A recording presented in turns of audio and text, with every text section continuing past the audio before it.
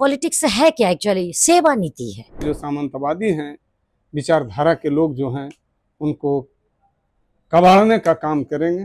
देश में रेप के दोषियों को 15-15 साल पैरोल मिलता है। नाम लेके बता दे रहा हूँ। रो रहा था सब वहां का आदमी, लूट हो रहा है जेल में। वो इतना इतना रुपया भर के बोरा में रखा है। हीरा चोरी कर करके लोग मजा मार रहा है। तुम अफसर हो गया है जो तुम लेगा हमको रिसीविंग। हम कहीं दोषी हैं ही नहीं। पर लड़ाई कब होता है? जब कोई अधिकार मांगने लगता है। फौज से ज्यादा खर्च एक बंदी पर हो रहा है, लेकिन वहां बंदी भूखे मर रहा। तो जितना भी मीडिया में थे, वही सत्ता पोषित गुंडा लोगों का मीडिया चल रहा था। बहुत हम लोग सिंप्लिसिटी वाले लोग हैं। तो उनका बस चले तो हत्या कर दें।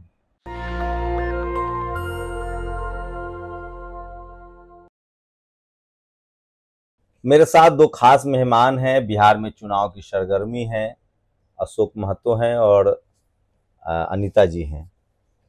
मुंगेर से लोकसभा का चुनाव लड़ चुकी हैं ललन सिंह के खिलाफ आरजेडी के टिकट से। अशोक महतो जी का जीवन एक अपने आप में बड़ी कहानी है, बड़ी लड़ाई है। जातिवाद मनुवाद के खिलाफ लंबी लड़ाई लड़ी। कोई परिवार से मददगार नहीं था, लीगल सिस्टम में हेल्प नहीं था। आप जानते हैं, चपरासी से लेकर चीफ जस्टिस तक जातिवादी मनुवादी सोच के लोग बैठे हैं इस देश में। अगर आप दलित हैं, पिछड़े हैं, किसान हैं, आदिवासी हैं, अल्पसंख्यक हैं, तो आप खीरा चोरी के झूठे आरोप में भी जेल में आपकी ज़िंदगी गुजर जाएगी।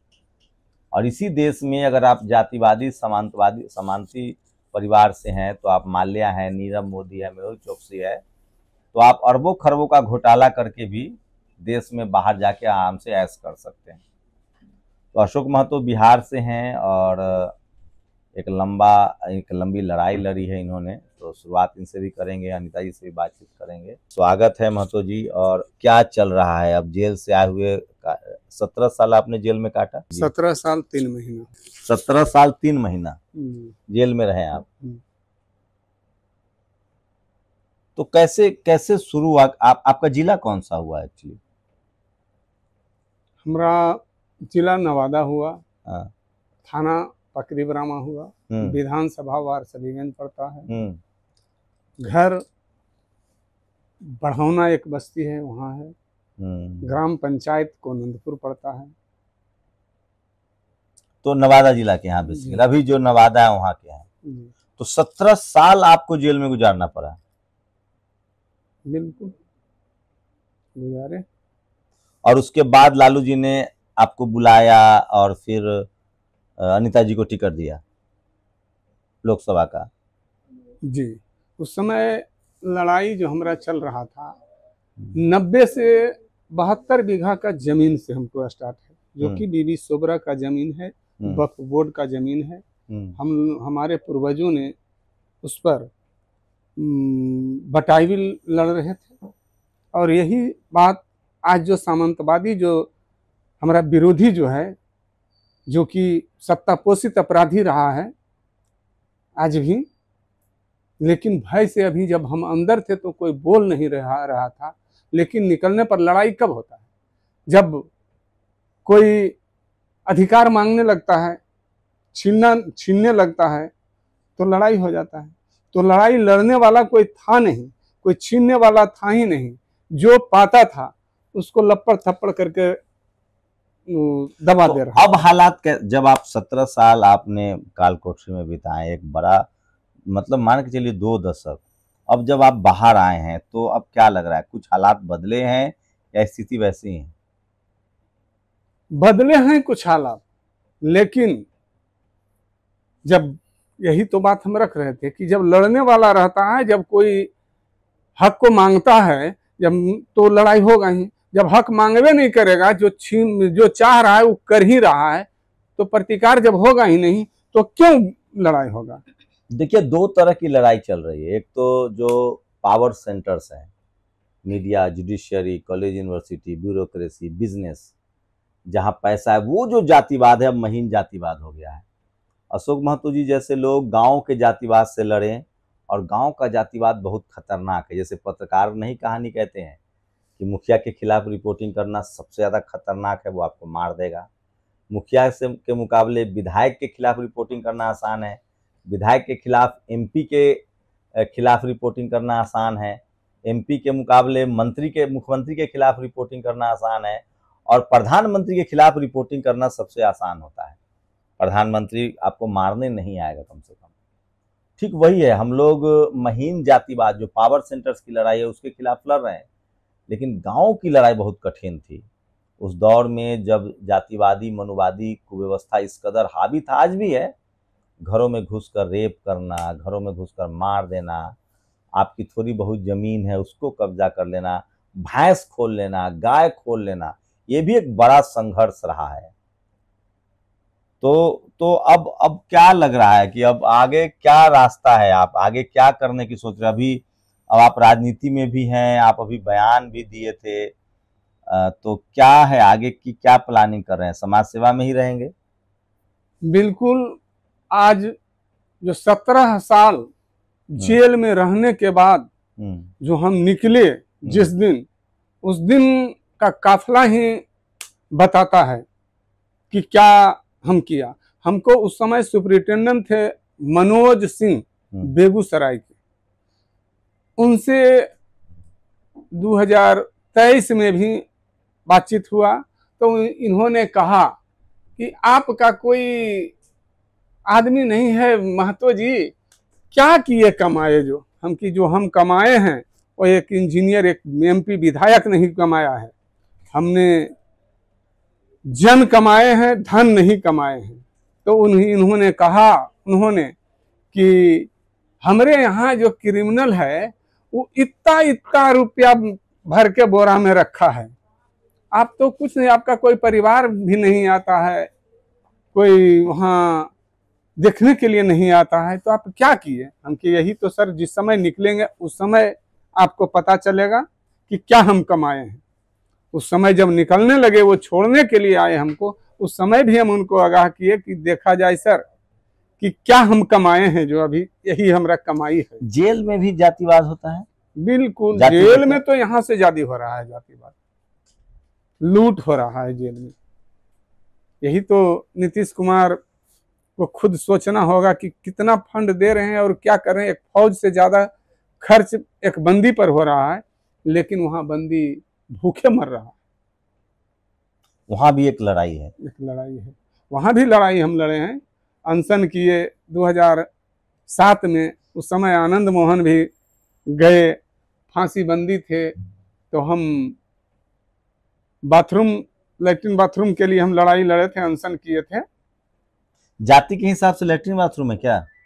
नहीं, खाने होने का भी हम सब दिन काल कोठरी जो कहा जाए, सेल में ही हमको सब दिन जेल हम माने 17 साल हम जेल में काटे, सेल के अंदर ही रहे, सेल में ही रखा गया। तो उस समय वो सब बंदी को लेकर अनशन किए कि हम पहले अनशन किए उसके लिए, उसके बाद वो आए, हम पत्राचार करवाए। सुपरिटेंडेंट थे जहानाबाद के नवल किशोर सिंह, उन्होंने बोले कि नहीं, तुम अफसर हो गया है जो तुम लेगा हमको रिसीविंग। हम किए नहीं, हमको पत्राचार जो किए उसका लेटर संख्या आप दीजिए, तब हम अनशन तोड़ेंगे। ऐसे जेल में यही होता है, सब तोड़वा देता है और कुछ होता है नहीं। इसलिए हमको जब तो यहाँ लैट्रिन बाथरूम का व्यवस्था होना चाहिए। आज आप सोशल मीडिया पर देखते होंगे कि उमर खालिद, शैफी, शर्जील इमाम, ये सब जो जेल में हैं उनको जमानत नहीं मिल रही है, तो वो तो फिर भी चर्चा में है, खबर में। इस देश के जेलों में, मैं नहीं कह रहा हूँ, महामहिम राष्ट्रपति द्रौपदी मुर्मू साहिबा ने कहा है कि इस देश में 90% जो कैदी हैं अंडर ट्रायल या ऐसे लोग हैं, वो दलित, पिछड़े, शोषित, वंचित समाज से, उनके पास कोई लीगल असिस्टेंस नहीं है, लीगल एड नहीं है। क्या लगता है अगर कोई वकील अच्छा मिलता तो आपकी लड़ाई थोड़ी आसान हो जाती? बहुत आसान होती। हम कहीं दोषी हैं ही नहीं, फंसाया गया सब जगह। आपने कोई अपने हाथ से क्राइम नहीं किया, कोई मर्डर नहीं किया, क्राइम नहीं। आप सिर्फ मतलब लड़ाई, गरीबों की लड़ाई लड़ते थे, बस इसी का आवाज उठाते थे, नेतृत्व की आवाज उठाए, फंसा इसी दिया का गया। नतीजा हुआ कि हम 17 साल काटे, लेकिन उससे हम हड़बड़ाए नहीं, हम और ऊर्जावान होकर निकले हैं। तो जिस तरह लोग समर्थन कर रहे हैं, इस समर्थन की उम्मीद थी? उस समय पहले तो नहीं थी, लेकिन जब निकले उस समय हमें ये लगा कि इतना लाड़ प्यार जो मिल रहा है तो नहीं, कुछ न कुछ हम अच्छा करके आए हैं। इसके चलते पूरे इलाका के लोग, पूरे बिहार के लोग वहां पहुंचे हैं। एक 90 के दशक में मीडिया ने एक बड़ी अफवाह फैलाई कि राजनीति का अपराधीकरण हुआ है। अपराधीकरण तो हुआ था, लेकिन वो दलित, पिछड़े, किसान, आदिवासी, अल्पसंख्यक नहीं थे। भारत की सच्चाई यही है, यहाँ बिजनेसमैन वही बन सकता है जिसकी जाति की सरकार हो और सिस्टम में लोग हों। भारत में आतंकवादी, उग्रवादी, नक्सलवादी बनकर भी कुछ लोग सेफ हैं जिनका सिस्टम में हिस्सा है, और जो दलित हैं, पिछड़े हैं, किसान हैं, आदिवासी, अल्पसंख्यक हैं, अगर आप मुसलमान हैं तो आतंकवादी घोषित कर दिए जाएंगे। ऐसे हजारों केस हैं जिसमें मुसलमान 15-15 साल जेल से निकले हैं बाहर, पूरी जवानी काट कर। आप आदिवासी हैं तो नक्सलवादी कह के मार दिए जाएंगे, फंसा दिए जाएंगे अगर आप आवाज़ उठा रहे हैं। अगर आप दलित पिछड़े हैं तो उग्रवादी कह के आपको फंसा दिया जाएगा। ये इस देश की हकीकत है। अभी माननीय सुप्रीम कोर्ट ने कहा है कि अगर आप पुलिस की वर्दी पहनते हैं तो जाति और धर्म से ऊपर उठिए। ये केस स्टडी है अशोक महतो, इसलिए मैं फूलन देवी जी से नहीं मिल पाया, मतलब मैं पत्रकार के तौर पे इंटरव्यू नहीं कर पाया। एक अफसोस है, जिनको टाइम मैगजीन ने वीरांगना कहा है, दुनिया की सबसे बड़ी वीरांगना। इस देश में उनको किस तरह से लोगों ने ट्रीट किया आप सब जानते हैं। ऐसे तमाम लोग, आज़ादी की लड़ाई में शोषित वंचित समाज के लाखों लोग फांसी चढ़ गए, कोई सूद लेने वाला नहीं था। आज़ादी के बाद जगह जगह जेलों में लोग भरे पड़े हैं। मैं तो कहता हूँ खीरा चोरी के झूठे आरोप में लोग जेल में बंद हैं, और हीरा चोरी कर करके लोग मजा मार रहा है, विदेश चले जा रहे हैं। एक एक धन्ना सेठों के 10-10 हजार करोड़, 9-9 हजार करोड़, 5-5 हजार करोड़ राइट ऑफ कर दिया जा रहा है। इस पर कोई बात करने वाला नहीं है, क्योंकि वंचित समाज के लोग न लेख लिखते हैं न वो बोलते हैं, क्योंकि उनके पास अभी लड़ाई उनकी बेसिक है, पेट की लड़ाई है, और पेट की लड़ाई और मुश्किल है। आप सोचिए। महतो जी, क्या लगता है कि कुछ 17 साल लंबा समय होता है, बहुत चीज़ें सोची होगी आपने, अब आगे क्या करेंगे? मैडम तो चुनाव लड़ ही रही हैं, इलेक्टोरल पॉलिटिक्स में है, वहाँ भी पैसे का खेला वेला हो गया है। आगे अब समाज का सेवा करते आए हैं और करते ही रहेंगे। गरीब गुरबों की लड़ाई लड़े हैं और साथ भी मिल रहा है, इसलिए गरीब गुरबों के लिए लड़ेंगे। और जो भी गरीब गुरबा हैं सब साथ हैं, बहुजन लोग एकजुट हैं, और सत्ता को से बेदखल करने के लिए जो सामंतवादी हैं, विचारधारा के लोग जो हैं, उनको कबाड़ने का काम करेंगे। लोगों को क्या सलाह देंगे? बच्चे को पढ़ाए लिखाए क्या, मतलब, और कैसे अहिंसक संवैधानिक तरीके से लड़ाई लड़े? बच्चे को जब तक शिक्षा सबसे बहुत जरूरी चीज है, शिक्षित रहकर ही कोई भी लड़ाई लड़ा जा सकता है, शिक्षित रहने पर ही। इसलिए हम सभी लोगों के, आम लोगों को, बहुजन लोगों को संदेश देंगे कि सब लोग पहले आधी रोटी खाएं, लेकिन बच्चा को जरूर पढ़ाएं। आपको टीवी अखबार ने आपके समय में भी आपको बहुत बदनाम किया, आप पर अत्याचार होता था, उसके बाद भी आपको बहुत बड़ा एक मतलब क्रिमिनल के तौर पे आपको छापा गया अखबारों में। उस समय वही लोग, उस समय सोशल मीडिया का जमाना नहीं था, तो जितना भी मीडिया में थे वही सत्ता पोषित गुंडा लोगों का मीडिया चल रहा था। सामंतवादी विचारधारा को बढ़ाने वालों का ही मीडिया था, इसलिए वो लोग तो चलाएंगे ही। आपके माता पिता जी हैं? जी नहीं, हमारा माता 82 में डेथ कर गए, पिताजी हमारा 13 में डेथ किए। उस समय भी हमको, पिताजी को 36 घंटा रखा गया, लेकिन हमको यही ललन सिंह डीएम को फोन करके रोका गया हमको कि इसको घर नहीं भेजा जाए। उस समय आप अपने पिता के अंत्येष्टि के लिए नहीं आए बाहर? नहीं, बस हम कोर्ट का, हाई कोर्ट का आदेश था सुबह से शाम तक जाने का, तो सुबह यानी सूर्योदय से सूर्यास्त के बीच वहाँ पहुंच जाना था जेल। हम वही उतना देर आए हैं। डेड बॉडी को 36 घंटे रखा गया। माता तब पिताजी परेशान का मतलब निधन हुआ तो आप जेल में थे? नहीं, माता का नहीं, माता माता का जी जिस पहले? समय हम मैट्रिक में सेंटर खोल थे उसी समय माँ का देहांत हुआ। अच्छा, आपने मैट्रिक तक पढ़ाई की है? जी। और पिता का देहांत तो हुआ 2013 में, उस समय हम जेल में थे। सोचिए, इस देश में रेप के दोषियों को 15-15 बार पैरोल मिलता है। नाम लेके बता दे रहा हूँ, राम रहीम, आसाराम। एक सोशल पॉलिटिकल क्रूसेडर को जमानत तक नहीं मिलती है। आप सोचिए, कल्पना कीजिए, इस देश में सांप्रदायिकता तो अभी नई बीमारी है। हिंदू मुस्लिम जाति के नाम पर 1000 सालों से लोगों को मारा जा रहा है, काटा जा रहा है, यातनाएं दी जा रही है, जेल में डाला। हम लोग संवैधानिक दायरे में रहकर पत्रकारिता करते हैं तो उनका बस चले तो हत्या कर दें। मेरे साथ मैडम भी हैं, हम चाहेंगे कि मैडम पकड़िए थोड़ा इसको।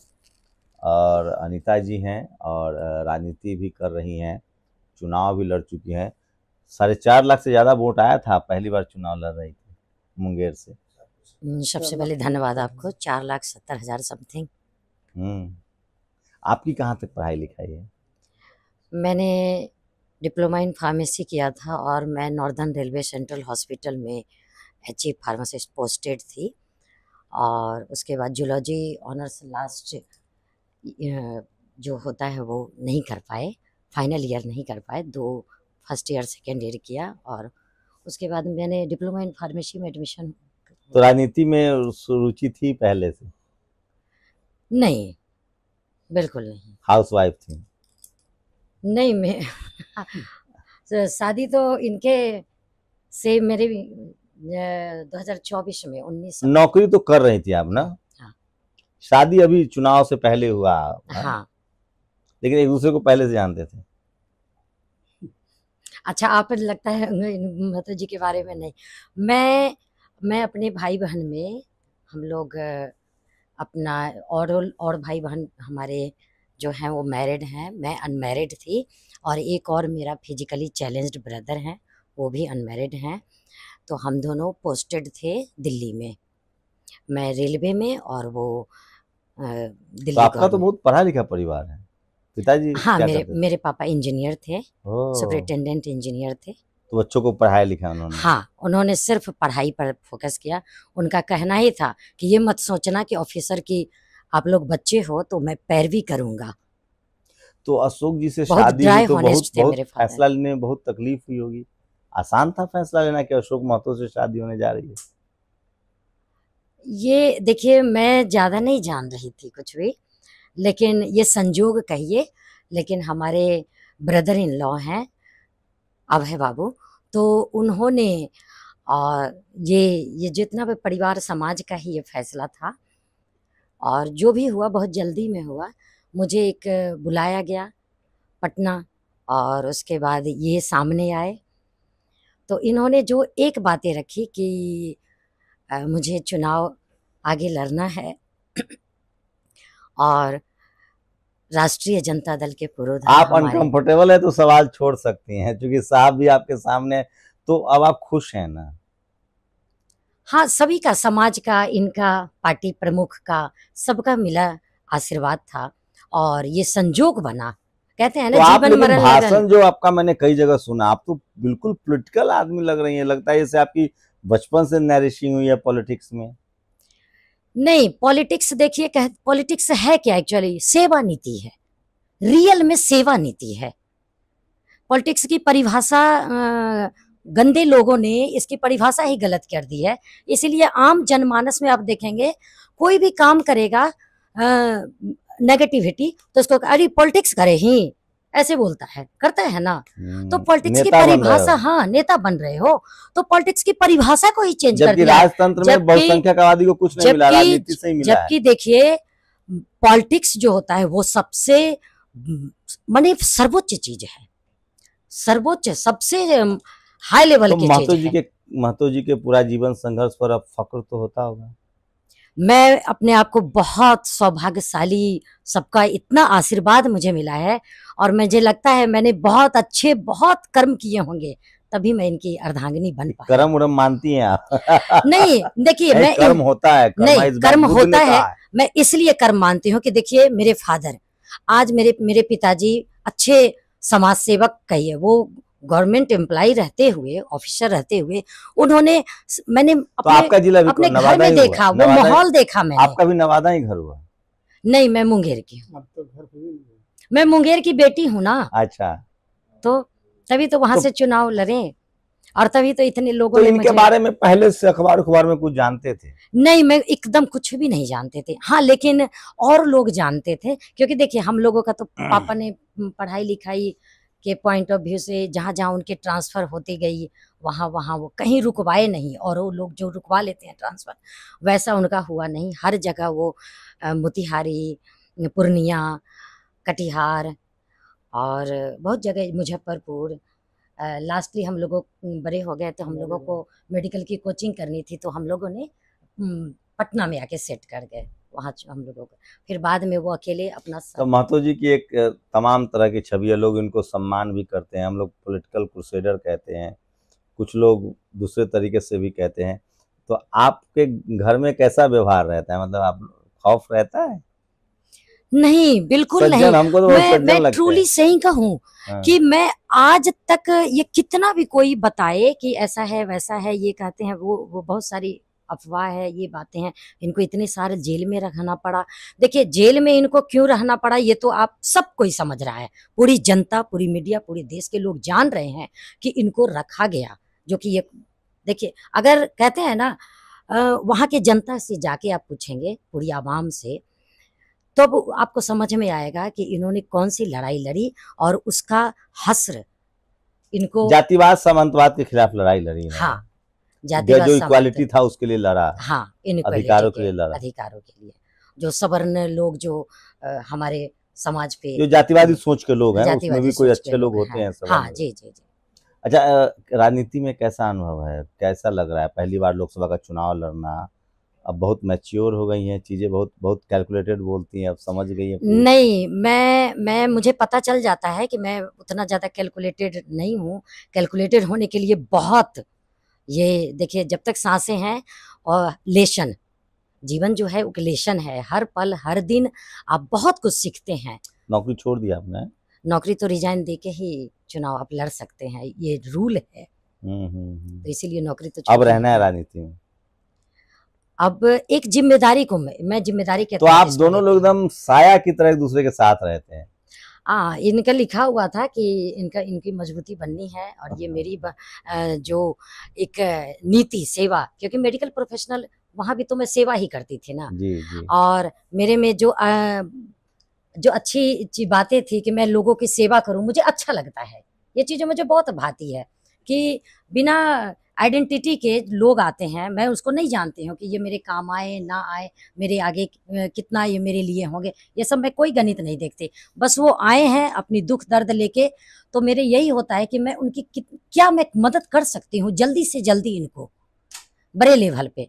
तो उसी में तो मैडम घर में रूल करती है अशोक महतो को? देखिए जरा माइक, डरते तो होंगे? डर किस बात का? पत्नी से तो सब डरते हैं। अपना अपना अधिकार है, अपना कार्य क्षेत्र में स्वतंत्र है। पत्नी से तो डरना पड़ता है। कोई ऑब्जेक्शन न रहता है, न हम देते हैं न ये देते हैं। विधानसभा हम इतना ही मानते हैं कि हमको साथ देने के लिए ये आए हैं, और हम जो काम कर रहे हैं उसमें सहयोग भी कर रहे हैं। हम कहीं भी रहें, लेकिन ये समाज सेवा के नीति से आए हैं। आज हम पटना, दिल्ली भी गए, इनका हॉस्पिटल भी गए, वहाँ भी हमने देखा कि हुजूम, हम रात में गए इनके साथ, इनका हॉस्पिटल जहाँ ड्यूटी करते थे उस सब जगह हम घूमे, तो वहाँ पूरे बिहारियों का हुजूम लगा हुआ था पीछे से कि मैडम आप ज्वाइन करिए, आप जा रहे हैं। रो रहा था सब वहाँ का आदमी, गरीब गुरबा। तो क्या राजनीति, तो आखिर सेवा कुछ नहीं कर रहे थे तो फिर क्यों वहाँ रो रहा था सब? जी। इसलिए सेवा नीति ही इनका काम रहा, और हम इससे खुश हैं कि हमारा अधूरा काम को भी ये आगे बढ़ावेंगे।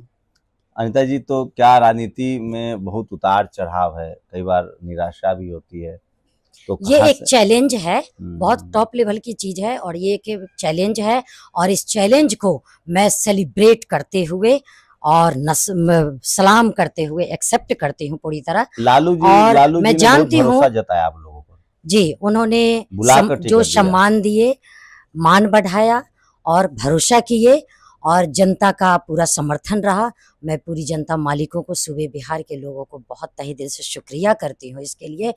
और मैं एक चीज जरूर कहूंगी, आग्रह करूंगी कि देखिए, जो त्याग माननीय आदरणीय अशोक महतो जी ने समाज के लिए किए, और जो एक मौका और सुसंयोग और सौभाग्यशाली संयोग आप लोगों ने मेरे लिए बनाए, तो इस दोनों जोड़ी को इतना समर्थन दिया, इसको कभी हम लोग भूल नहीं अनिता पाएंगे। जी, कैसे घर अशोक जी के पास कुछ है नहीं, जी। हम जैसे हम सब लोग के पास 90% बहुजन ऐसे ही खाली हाथ आए हैं। आप नौकरी करती थी, वही छोड़ दिया, परिवार चलाना कितना मुश्किल है, कैसे चल रहा है परिवार? देखिए, स्कार्सिटी को हम उतना ज़्यादा डोमिनेंट नहीं होता हमारे दिलो दिमाग पे, चाहे खाने के लेवल में हो, कपड़े के लेवल में हो, फैंसी कोई भी चीज, मतलब भलगलत लाइफ स्टाइल जो इतना लोग करते हैं हाई लेवल की, बहुत हम लोग सिंप्लिसिटी वाले लोग हैं। हर एक लेवल से तो काम चल जाता है, लेकिन मुश्किलें हैं। हाँ, चैलेंजेस तो मैं कह रही हूँ, तो चैलेंज एक्सेप्ट करना ही तो है। जो चैलेंज नहीं एक्सेप्ट कर, देखिए इतिहास सब कोई थोड़ी नहीं लिख देता। इतिहास लिखने के लिए आपको त्याग और बलिदान मांगता है, और राजनीति तो 100% न्योछावर मांगती है। तो ये जो इन्होंने आपके अशोक महतो जी जो मेरे सामने बगल में बैठे हुए हैं, जिनकी मैं अर्धांगिनी का है ना, क्यों, ये सौभाग्य मुझे इन्होंने दिए हैं, और मैं सबको नमन करती हूँ। और हम दोनों मिलके समाज को एकजुट करने का काम किए हैं, संकल्प लिए हैं, और उनका हक दिलाने के लिए समर्पित। एक आखिरी सवाल मैडम, आप ये अंधविश्वास, कर्मकांड और बाबा साहेब के आंदोलन, बहुजन आंदोलन से वो कैसे ये सब कब से जानती थी? जब अशोक जी से मिली तब से, या पहले से ही घर में माहौल था इस तरह का कि सामाजिक न्याय, इक्वालिटी की बात समझती थी? एक अनुशासित तो मेरा घर रहा, मेरे फादर ने ही उसको मेंटेन किए हुए थे, वो चीज़ें हम लोगों में मिली।